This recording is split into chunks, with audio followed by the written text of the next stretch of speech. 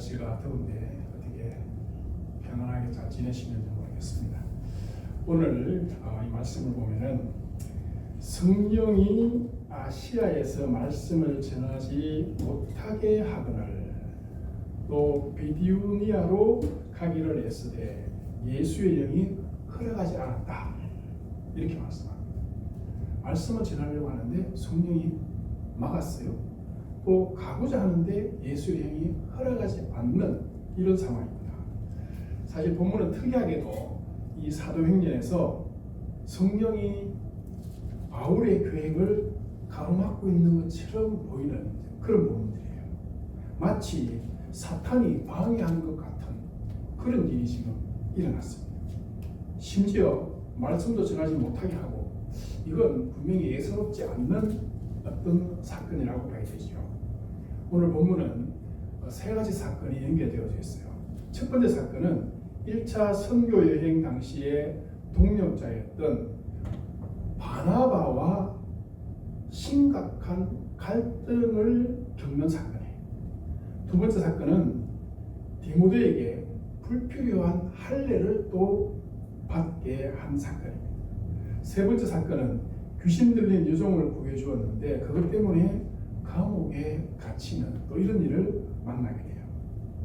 그야말로 이 선교의 심각한 장벽이 지금 바울의 선교 계획을 가로막고 있는 그런 모양입니다. 도대체 무슨 일이 바울에게 일어난 것인가? 왜 이런 일들이 일어난 것인지 한번 살펴보면서 하나님의 뜻을 찾아보고 싶습니다. 첫 번째 사건은 바울과 바나바가 1차 선교 여행을 다녀왔어요.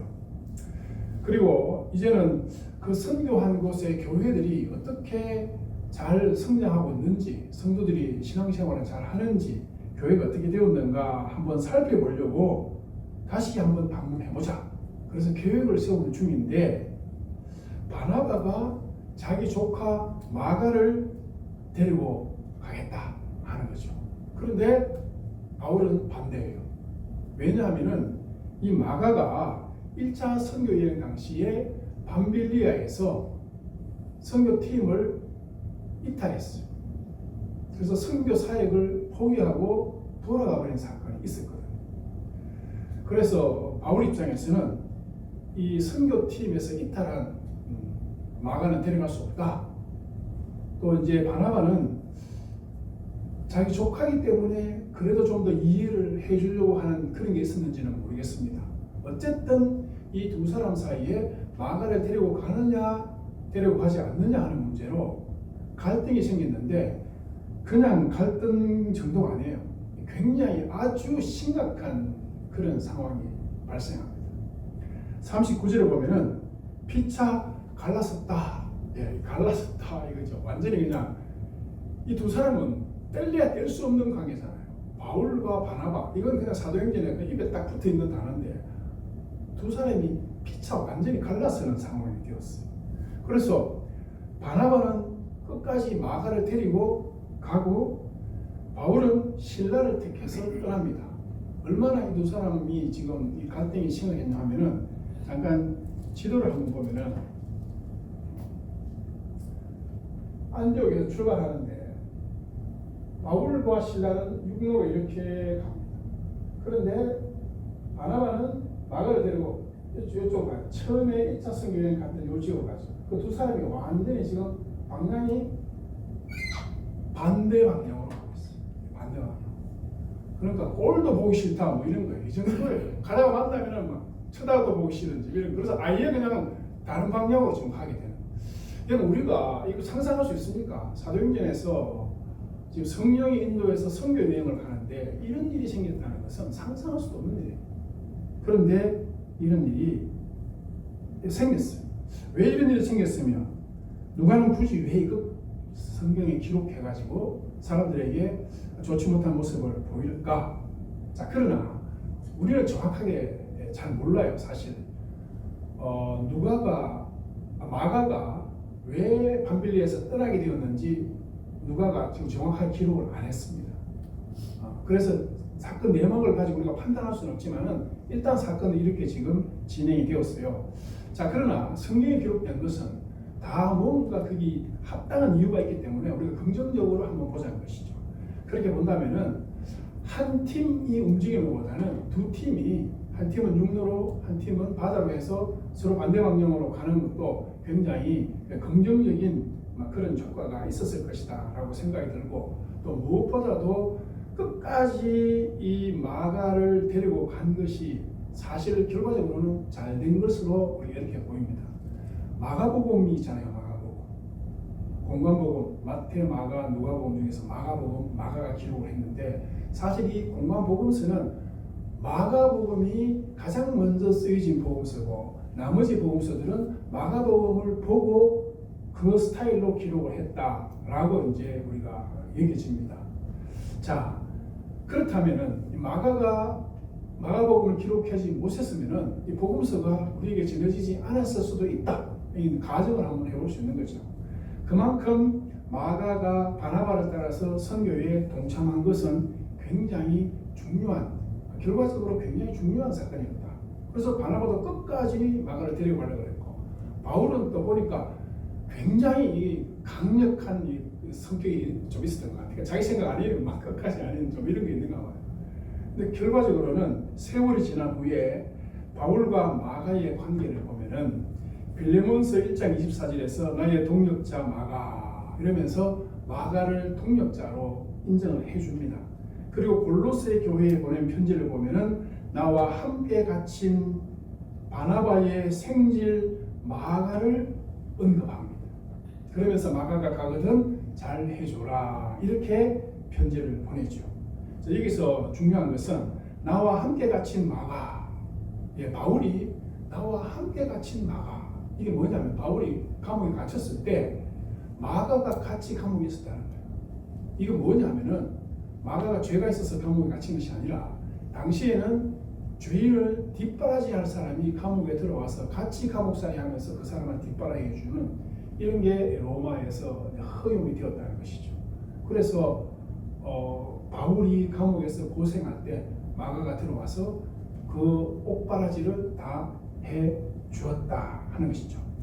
자, 결과적으로 보면은 당시의 선교 여행에서 마가를 데리고 가지 말자고 했던 이제 바울이 아마 나중에는 좀 미안하지 않았을까 하는 생각이, 한 번 실수했다고 딱 그렇게 단정을 하고 따라오지 말라고 한 것에 대해서 말은 안 하지만은 마음에 좀 부담을 가졌었지 않을까. 하여튼 문제는 뭐냐면은 바울이 자기 계획대로 지금 안 됐다는 거예요. 제가 지금 첫 번째로 말씀드리고 싶은 그겁니다. 바울이 자기 계획과 자기 고집과 자기 신념대로 되지 않았다는 것이죠. 그러나 하나님은 바울의 어떤 생각대로 하신 것이 아니라 누구의 뜻대로 하셨다? 하나님의 뜻대로 선을 이루는 일을 하셨다라는 것이죠. 두 번째는 이 두 번째 사건은 뭐냐면은 지난번 선교지 루스드라를 방문했어요.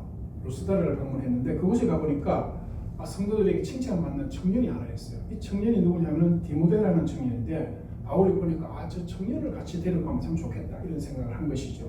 그래서 디모데를 데리고 가려고 마음을 먹고 데려가려고 하는데 그 지역의 유대인들이 반대를 합니다. 어떤 반대를 하느냐? 디모데에게 할례를 시켜야 된다 이렇게 된 거죠. 자, 여기서 이제 중요한 문제가 하나 발생하는데, 디모데에게 할례를 받도록 해야 된다 하면은 바울이 어떻게 되겠습니까? 할례를 하도록 해야 될까요? 할례는 무슨 할례? 조금 전에 사도행전 15장에서 예루살렘 공회에 모여가지고 이방인들이 예수 믿을 때 할례 같은 거, 절기 같은 거 이런 거 안 하기로 결정했는데 왜 디모데 저 사람에게 갑자기 할례를 요구하느냐? 당연히 어떤 근거를 가지고 주장할 수 있죠. 그런데 바울이 할례를 시켜요. 자, 이것도 결론적으로 말하면은 바울이 자기의 신념과 자기의 신학과 자기 생각과는 전혀 맞지 않는 지금 상황을 만났고 그 상황을 지금 수용을 한 상황이에요. 사실은 다시 말씀드리지만은 이 할례가 필요 없다고 가장 가장 강력하게 신약 성경에서 주장하는 사람이 바로 바울이에요. 바로 바울. 로마서 2장에도 보면은 표면적 유대인이 유대인이 아니다. 할례는 몸이 하는 것이 아니라 할례는 마음에 있는다. 할례는 필요 없다. 자, 또 보세요. 고린도전서 7장 1절로 19절을 보면은 다시 뒤로 돌리세요. 1장 7절로 19절을 보면은 할례자로, 자, 제가 읽어드릴게요. 어떤 사람이 할례자로 부르심을 받았느냐? 할례를 받지 말며 어떤 사람이 무할례자로 부르심을 받았느냐? 할례 받지 말라. 할례 받는 것도 아무것도 아니요 할례 받지 않는 것도 아무것도 아니로되 오직 하나님의 계명을 지킬 따름이라. 받는 거나 안 받는 거나 아무것도 아니라는 것이죠. 그런데 왜 디모데에게 할례를 받게 했느냐? 사실 이 디모데의 어머니는 유대인이에요. 아버지는 헬라인입니다. 유대인들의 어떤 신앙 전통을 따르면 모계 사회니까 어머니가 유대인이면 이 애도 어려서 할례를 받아야 되는데 아버지가 헬라인이니까 할례를 못 받도록 그렇게 했겠죠. 예. 문제는 사도 바울이 여러분 고민 안 했겠습니까? 자기 생각에는 아무 할례 필요 없고, 굳이 이거 하는 것은 어떻게 보면 예수 그리스도의 십자가의 죽으심을 헛되게 하는 건데 굳이 이 할례를 왜 받아야 되지? 자기 신학, 자기 소신으로는 이거 절대로 허락할 수 없는 문제죠. 자, 그럼에도 불구하고 타협을 했어요. 할례를 데려가서 받게 했다는 것이죠. 왜 이렇게 했을까? 다시 말씀드리지만은 유대인들과 화합을 위한 거예요. 유대인들과의 화합. 할례 받는 거 사실 받아도 그만이고 안 받아도 그만인 걸 가지고 굳이 그 사람들과 싸울 필요가 없다는 것이죠. 그래서 오늘 본문도 방금 제가 읽었습니다만은 우리가 화합하고 협력하는 것이 선교의 정신이고 그것이 계명의 정신을 따라가는 것이지 그걸 굳이 받는 것이 구원과 아무 관계도 없고 그 본질과는 동떨어진 것인데 그거 붙들고 싸울 이유가 전혀 없는 거예요. 고린도전서 9장 20절에 보면은 유대인들에게는 유대인과 같이 내가 되었다. 이방인에게는 이방인과 같이 되었다. 왜 그렇게 내가 하느냐? 왜 그렇게 하느냐? 한 사람이라도 더 전도하기 위해서. 쓸데없는 갈등 만들고 쓸데없는 문제를 일으키는 것은 아무 도움이 안 되는 것이죠. 할 수만 있다면 상대방의 문화를 존중하고 그들에게 다가서기 위해서 유연하게 내가 선교를 하겠다라고 하는 것이죠. 여러분 이게 본질이죠. 그런데 우리는 사실 복음의 본질보다는 주로 뭐 때문에 주로 싸움을 해요? 뭐 때문에 다툽니까? 예? 자존심 문제가 걸려있어요. 자존심 꺾으면 안 되거든. 그 자존심 때문에. 예? 한번 생각해 보세요. 돌이켜보면 아무 소용없는 거죠. 아무 소용없는 거죠. 한번 내려놓으면 내가 한번 내려놓으면 저쪽에서 한번 내려놓고 그래서 서로 맞추어서 가야 되는 거죠. 그런데 그 자존심 때문에 절대로 양보할 수 없고 자존심 내려놓으면 죽는 것처럼 생각하니까. 그런데 결국 바울은 복음을 위해서 예수 그리스도를 위해서 내려놓았다 하는 것이죠. 자, 그리고 세 번째 사건은 이 세 번째 사건이 굉장히 이제 중요한데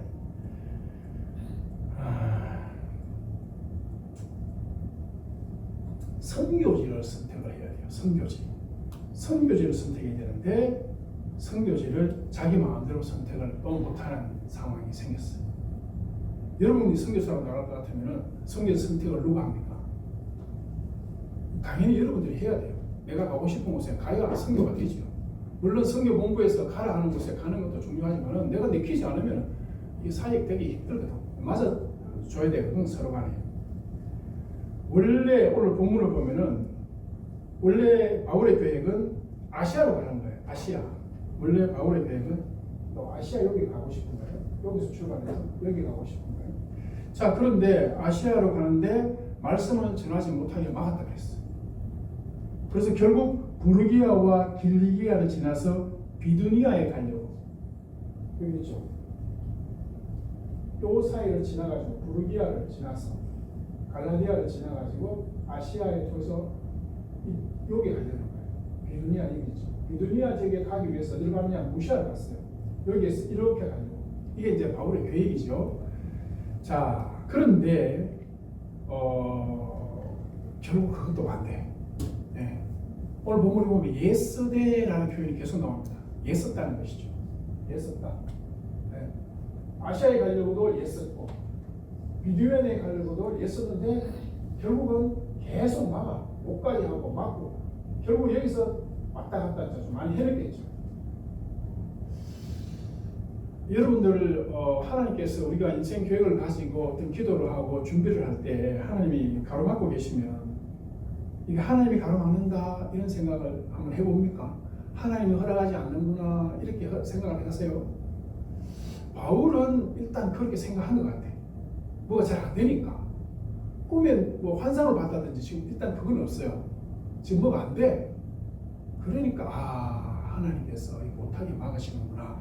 하나님의 영이 예수의 영이 못하게 막는구나 이렇게 받아들였다는 것이 사실은 굉장히 바울다운 것이죠. 그럼 어떻게 해야 되지? 고민하면서 아마 여기도 가보고 저기도 가보고 굉장히 예를 써본 것 같아요. 근데 결국은 못하고 있는 중에 이 사람들이 어디로 내려간다면은 무시아에서 드로아지요. 또 드로아라는 곳이 우리가 여러분 그 일리아드 스토리에 보면은 트로이 목마 사건 아시죠? 트로이 목마. 그 트로이 목마 사건이 드로아에서 가까운 요 지역에서 약간 그런 역사적인 배경을 가지고 있는 그런 지역인데 저쪽으로 내려갔어요. 거기 내려가니까 밤에 환상이 이제 찾아온 거예요. 그게 뭐냐면은 마케도니아 사람, 요 건너편에 있는 이쪽 유럽에 있는 사람들이 나타나가지고 이리로 건너와서 우리를 도와달라 하는 환상을 이제 보게 되는 거죠. 이 환상을 봤을 때 여러 가지 생각이 많이 들었을 거예요. 무슨 생각이 들겠습니까? 이거구나. 하나님이 여기로 건너와서 이 일을 하라는구나. 분명히 그게 맞아요. 그게 일단 정답입니다. 그게 성경적인 정답인데 마음속으로 이런 생각도 있었지 않을까 싶어요. 진작에 좀 가르쳐 주시지. 이렇게 헤매고 다니도록. 요즘 같으면 우리가 승용차 타고 고속도로 따라서 내비게이션으로 다니면 되지만 저 시절은 그런 시절이 아니거든요. 너무 위험한 길이고 그냥 걸어 다니고 그냥 마차 타고 우마차 이용해서 다니고 되는 그런 시절이기 때문에 굉장히 힘든 그런 여정을 지금 겪어야 되는데 진작에 하나님이 그러면 처음부터 거기가 아니고 저기라고 하든지 그렇게 하시지라고 할 수 있잖아요. 만약에 처음부터 마케도니아다 그랬으면은 여러분 같으면 어떻겠습니까? 바울은 지금 아시아 생각하고 있는데 하나님 처음부터 마케도니아다 그러면 처음부터 예스 하고 갔을까? 이 생각도 한번 해볼 수 있잖아요. 어떻습니까? 하나님 저는 지금 아시아 생각하고 있는데요. 마케도니아는 나중에 가면 안 되겠습니까? 틀림없이 그런 어떤 생각이 들었을 수도 있어요. 처음부터 하나님 그랬다는. 그런데 암만 해도 안 되거든. 아무리 예스도 안 될 때 딱 나타나셔가지고 안 되지. 거기가 아니야. 마케도니아야. 이제 그런 거예요. 그러니까 마케도니아구나 하면서 당장에 딱 받아들여요. 그걸 딱 받아들이는데 바울이 그 환상을 보았을 때 우리가 곧 마케도니아로 떠나기를 힘쓰니 이는 하나님이 저 사람들에게 복음을 전하라고 우리를 부르신 줄로 인정하며라. 인정한 거예요. 하나님의 부르심의 100% 이제는 인정을 한 것이죠. 사실 여러분 우리는 어떻습니까? 우리가 어떤 여러 가지 계획이 많잖아요. 인생의 계획들 당연한 것이지만은 우리는 그 계획들을 세우고 하나하나 성취하기 위해서 노력을 해 나가는데 그게 기도를 암만 해도 안 될 때는 안 돼요. 그리고 지금 한참 바쁜데 갑자기 또 병원에 하나 또 입원하라고 그러면 또 입원해가지고 병원에서 또 시간을 막 보내야 돼요. 이런 일이 우리 인생에 생깁니다. 그런 일을 닥쳤을 때 가장 중요한 것은 하나님 왜 이거 안 되게 하십니까? 내 뜻은 이겁니다. 이건 좀 하게 도와주세요 라고 하는 것보다는 사실 하나님 뜻이 뭡니까? 라고 물어보는 게 이게 믿음이에요. 하나님 뜻이 무엇입니까? 내가 어디 쪽으로 가기를 원하십니까? 그리고 하나님의 어떤 응답이라고 느낌이 오면은 이제 그걸 따라가려고 하는 믿음이 필요한데, 예, 그래서 그 믿음 달라고 기도해야 되는 거죠. 실제로. 여러분 어떻게 생각하세요? 하나님 계획 따라갈 수 있는 믿음 주십시오. 근데 그 계획을 따라가고자 하면은 내가 많은 것을 포기하고 내려놓고 자존심도 깨지고 뭐 여러 가지 물질적인 손해도 봐야 되고 인생 막 거꾸로 가는 것 같고, 아 다른 사람들은 지금 이만큼 일어났는데 나는 이게 뭐야 이런 생각도 들고 그런 생각들이 많이 들 겁니다. 틀림없이 그렇습니다. 제 얘기 잠깐 하나 하겠습니다. 제가 간증처럼 하고 싶은 얘기가 뭐냐면은, 제가 처음에 신학대학원 이제 가게 되었을 때 제 마음속으로 그런 생각했어요. 집사람이 피아노 레슨을 하니까 나는 그냥 공부만 해야 되겠다. 예, 저는 이제 신학대학 출신이 아니고 일반 대학 졸업하고 신학대학원으로 들어가는 상황이니까 기초가 많이 부족했어요. 그래서 나는 공부만 하면 되겠다. 그런 생각을 했는데 갑자기 집사람이 피아노를 못하게 된 상황이 생긴 거예요.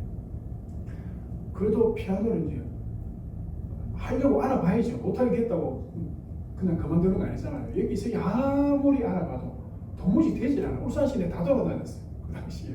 안 될 수가 없어요. 안 될 수가 없어. 이거 그냥 신고만 하면 되는 건데 장소가 나타나지를 않는 거예요. 장소가. 어떤 곳은 계약을 했다가 취소하는 것도 있고, 어떤 곳은 시설까지 다 했다가 그 상가에서 누가 또 반대해가지고 철거하기도 하고. 저는 참, 어떻게 이렇게 힘들 수가 있는가. 거의 한 1년 가까이 그렇게 헤맸어요. 그러다 겨우 한 곳에 자리를 잡았는데 시설 다 해놓고 거기서 이제 몇 달 못하고 부산에서 교회에서 부르더라고요. 그래서 하나님이 일단 사역이 우선이니까 부산으로 가게 되면서 이 시설해 놓은 거는 그냥 그대로 넘겨주고 갈 수밖에 없었어요. 지금 생각해 보면 그때가 굉장히 힘들었던 때, 신학대학원 들어가서 이제 막 하나님의 이제 일꾼, 하나님의 종으로서 뭔가 훈련받아야 되는 시점인데, 사실은 하나님께서 훈련을 시키신 거예요. 하나님 훈련시키시고, 하나님 뭐냐면은 어떻게 너는 목사가 되려면 네 마누라를 믿고 있냐 이런 거예요. 그래서 집사람을 믿지 마라, 마누라를 의지하지 마라, 그거 의지하지 마라. 그거는 뭐 당장에 못할 수도 있고 당장에 어떻게 될 수도 있고 뭐 그런 거지, 의지하지 마라. 이걸 나한테 딱 가르쳐 주셨어요. 굉장히 전 충격적이었어요, 사실은. 그리고 하나는 너는 이제부터 하나님의 주의 종이 되어야 되는 거니까 내가 부르는 대로 따라와야 된다. 이거를 다 가르치시는 것 같더라고요. 그리고 사실 그 훈련을 계속해서 시킵니다. 목회자가 되는 것이 가장 중요한 게 뭐냐면 하나님의 종이니까 하나님이 부르시는 대로 움직여줘야지요. 그래야 종으로 쓰는 거지. 예, 안 그렇습니까? 그런 차원에서 하나님이 계속 훈련시키더라고요. 완전히 저는 제 자신을 포기하고 내려놓을 때까지 하나님은 그렇게 훈련을 사실 시키시더라고요. 사실 그때 제가 만약에 그것 하려고 막 그렇게 안 했더라면, 사실은 같은 교회의 청년회에 집사님 한 분이 계셨어요. 이분이 치과를 하시는 분이에요. 이분 아버지가 목사님이셨어요. 그래서 어릴 때 자기가 목회자 되겠다고, 나도 목사 되겠습니다라고 했는데 집이 너무 가난하니까 에이 목사 안 하는데 난 돈이라 그래야 돼. 그래서 이분이 치과를 하신 분이 계세요. 그런데 치과 선생을 하면서 늘 마음의 한쪽편에 그림직한 게 뭐예요? 아니 내가 목사님 하려고 그랬는데 치과 의사 하고 있으니까 돈은 많이 벌지만 늘 마음이 부담스러운 거지. 그래서 이제 그분이 나중에 그러더라고. 내가 피아노를 안 했으면 자기가 도와주려고 했다 하더라고. 예, 도와주려고 했다. 그러니까 제가 그때 하나님을 진짜 완전히 의지하고 그걸 하기 위해서 그래 막 예쓰고 돌아다니지 않았더라면은 훨씬 수월하게 좀 그때 좀 힘이 덜 들었지 않았을까 하는 그런 생각을 해봅니다. 물론 그것도 다 하나님께서 저를 이제 훈련시키는 그런 과정이었는데, 사랑하는 여러분, 그렇습니다. 바울은 자기 자신의 계획과 방법을 가지고 이리저리 계속 움직이고 헤매봤지만은 아무리 애를 써도 말씀도 전하지 못하게 막고 그게 아니야. 돌아서게 만들고 그런 과정을 통해서 하나님께서 이건 하셔야 되는구나. 그래서 하나님께서는 꿈에 그 마케도니아 사람이 나타나가지고 이리로 건너와서 도와달라 하니까 여기 하나님이란 말이 없잖아요. 마케도니아 사람이 그냥 나타나서 이리로 건너와서 우리를 도와달라. 딱 그게 끝이에요. 그게 하나님께서 그렇게 했다라는 것도 없어. 그런데 바울은 그게 하나님께서 건너가서 유럽 선교하라는구나 라고 받아들이고 하나님의 뜻으로 인정했다는 것이죠. 이게 중요합니다. 우리 가운데 나타나는 일들이나 현상이나 어떤 상황들을 믿음의 눈으로 보고 하나님의 뜻으로 받아들이는 것. 이게 여러분 인생을 가장 현명하게 사는 방법인 것 같아요. 어떻습니까? 내 계획보다 하나님 계획을 아는 거, 이게 정말 중요해요. 이게 정말 중요해요. 그래서 우리가 기도하는 것이죠. 하나님께서 원하시는 것이 무엇입니까? 이 기도가 가장 중요한 기도예요. 내가 원하는 거 하나님 앞에 내어놓으면요, 하나님 노 하면은 계속 힘들어질 수밖에 없어요. 하나님 뭘 원하시지요? 이 상황에서 이게 중요해요. 그러면 감동 주시나? 그것도 영적으로 정말 하나님 주시는 감동이라고 받을 수 있는 거. 내 욕심이 똑 앞에 나와가지고 이건 같다고 도색 잡으면은 그건 여전히 내 생각이에요. 하나님 뜻이 아닌 것이죠.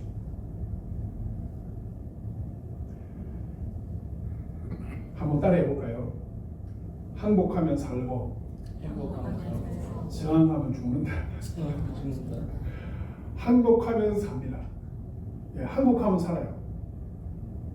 항복하면 그때부터는 하나님이 다 먹이시고 입히시고 도우십니다. 진짜예요. 내가 원하는 수준에 못 미칠 수는 있지만은 하나님 앞에 항복하면은 하나님 내 인생을 인도해 가십니다.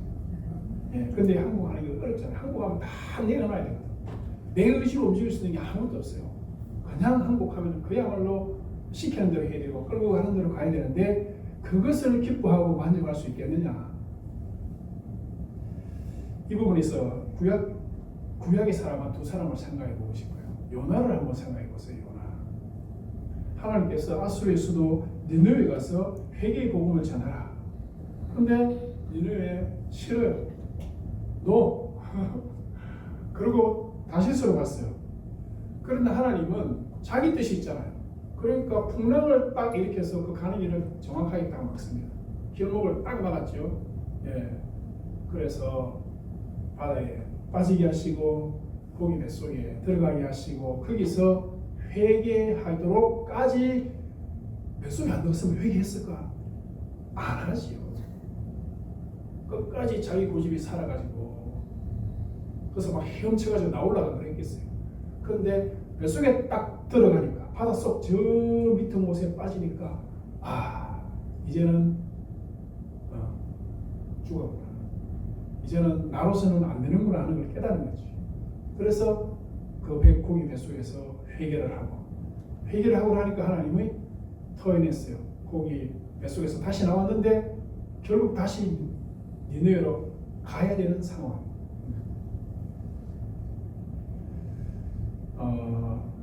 요셉을 한번 생각해 봅시다. 부잣집 아들로 태어났죠.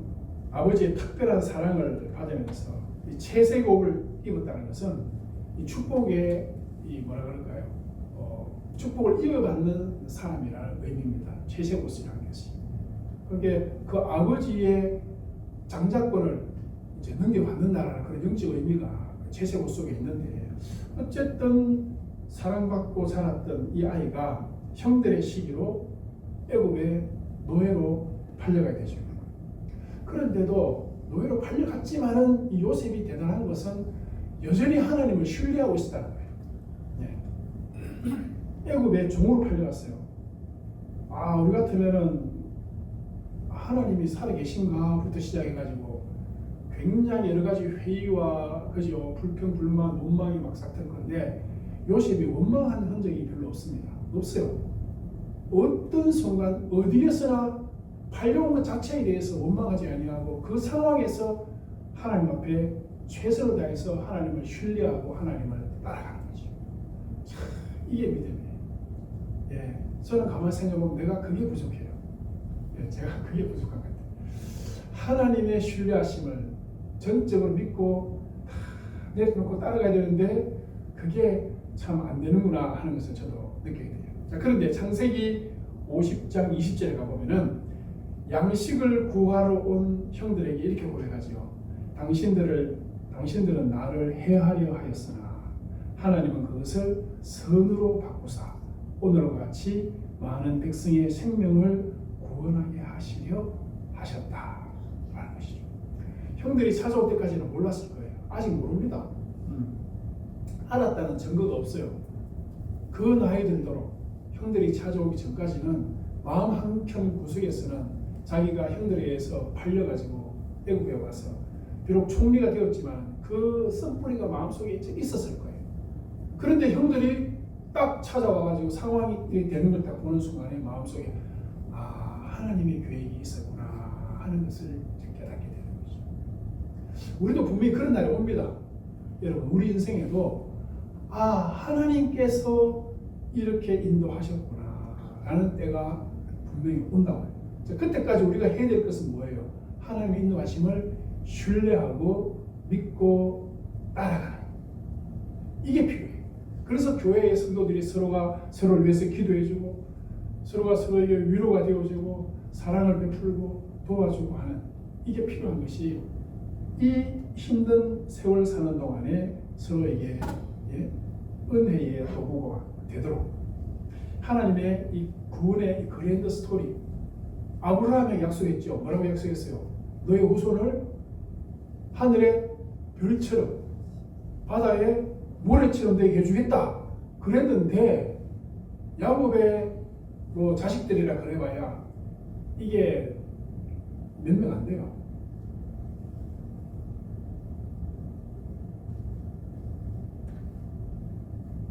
야곱도 그렇고 그 사람들이 우리 조상 아브라함에게 하나님은 그런 큰 약속을 하셨는데 눈에 보이는 건 아무것도 없잖아요. 사실은 숫자라고 셀 것도 없습니다. 그런데 그 사람들 마음속에 그 아브라함에게 주셨던 그 언약의 메시지가 계속 전해 내려오겠죠. 하나님은 우리에게 그렇게 하실 것이다. 그렇게 약속하셨다. 그런데 요셉이 딱 생각해 보니까 그렇구나. 이제 때가 왔구나. 자기가 총리고 가족들 데려오면 애굽 땅에 이 모든 자원이 풍부한 곳에서 아마 그 생각을 했겠죠.